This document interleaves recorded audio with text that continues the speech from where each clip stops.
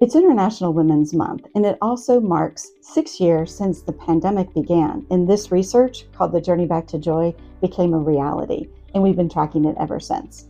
But we want to ask the question, who really runs the world? And you can't ignore this one data point. 85% of all U.S. decisions are made or influenced by women. So if you want to understand the economy, you have to start with how are women feeling.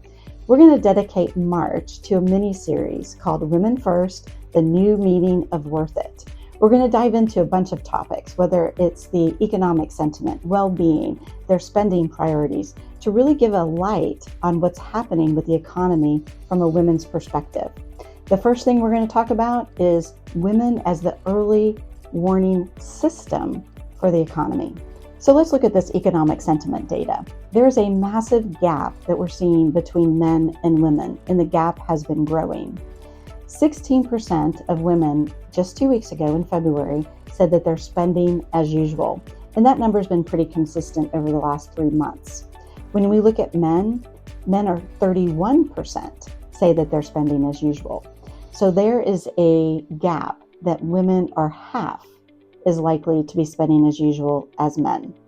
But when we look at the other side of that scale about being anxious and very anxious and stopping their spending, we can see that women, 35%, so just over a third, basically have pulled back completely from their spending versus 26% for men.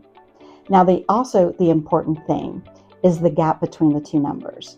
When you look at the green versus the red for men, it's actually positive, a +5.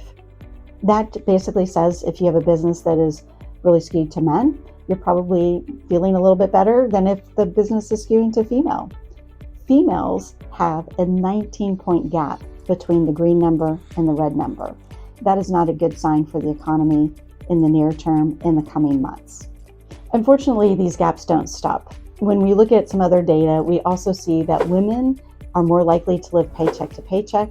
They're more likely to be feeling financial stress, and they're more likely to cut back as prices have been rising. And so what's happening is that women tend to feel the economic pressures faster, but then they also change their behaviors more quickly than men. So what's the so what, now what? We're seeing this underlying shift that may not show up in our businesses fully for another couple of months. Women in general are pulling back pretty significantly, and that is going to make the next couple of months from a business perspective tough. What we're going to talk about next week is how to make your experiences worth it.